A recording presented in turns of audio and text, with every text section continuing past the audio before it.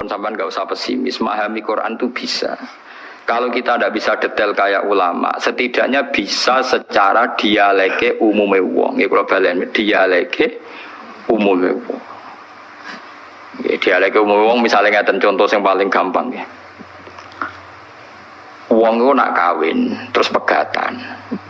Niku nak sedurunge pegatan itu dikeloni, dijima lah kemana di hubungan intim. Misalnya malam, saat ini malam apa? Senin ya. Zaid malam Senin masih menggauli istrinya. Rohana ge Zaid malam Senin masih menggauli apa? Istrinya. Dijima hubungan intim. Lalah esok itu pekerangan, esok itu tukaran. Tukaran ekstrim terus pegatan. Ya, pegatan. Setelah pegatan kata Allah wal mutallaqatu yatarabbasna bi anfusihinna salasata quru. Kalau dia masih haid, perempuan tadi masih haid, misalnya Siti lah, itu dia harus iddah sampai 3 kali masa suci. Kita tidak paham sirinya seperti itu, tapi kita tahu secara dialek sosial. Secara dialek sosial itu gampang. Kalau orang kok haid, berarti bukti tidak hamil.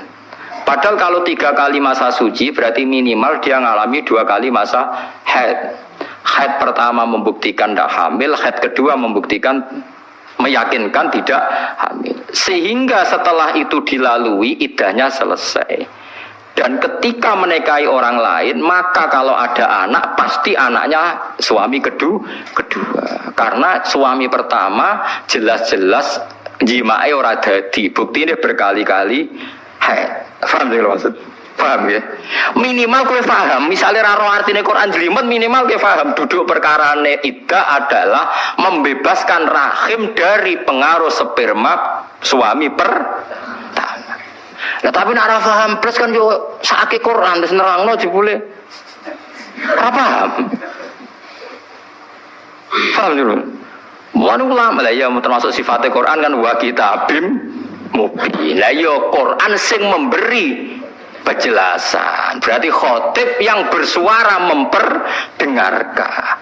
Soal hakikate ya ora mesti paham. Lane wa kita bimubin demi Quran yang memberi penjelasan. Apa semuanya terus jadi jelas?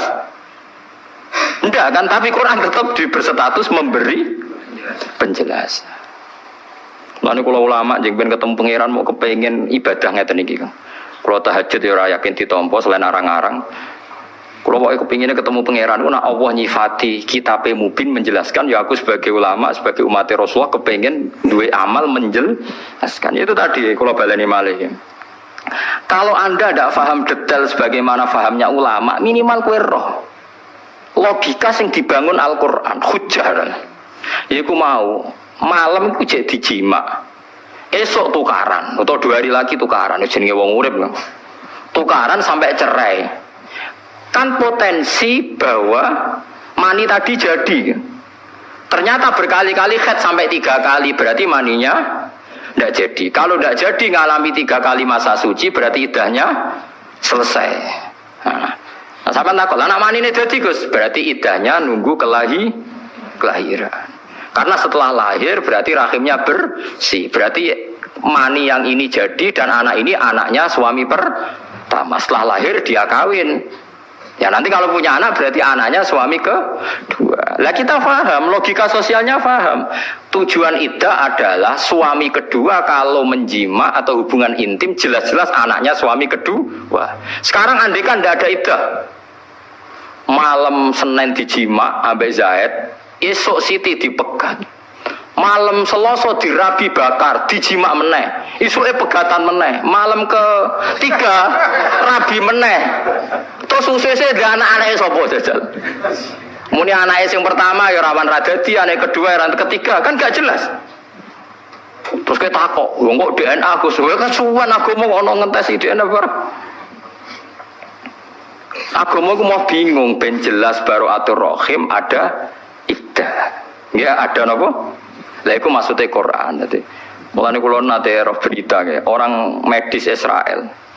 Itu ada yang masuk Islam gara-gara kagum teori iddah.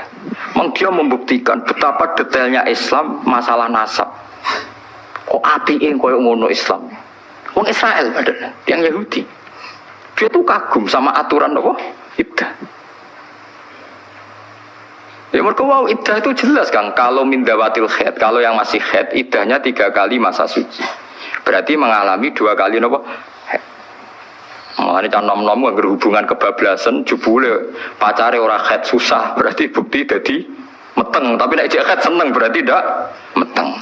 Nah kita secara sosial meskipun dari medis tahu bahwa haid itu bukti tidak nopo hamil. Nah berarti suami istri yang malamnya menjima tapi setelah beberapa hari kok haid. Nah berarti iddahnya pakai haid, yaitu wal mutallaqatu yatarabbasna bi anfusihinna salasataku. Lah nanti kok terbukti hamil misalnya, ya berarti iddahnya wa ulatul ahmali ajaluhunna ayyadna hamlahun. Kalau yang hamil berarti iddahnya nunggu napa? Nunggu napa? Kelahiran. Jadi paham gitu, terus ojo sampai wong terus ora paham Quran blas. Saking blase nganti iddah ya ora roh. Wes repot.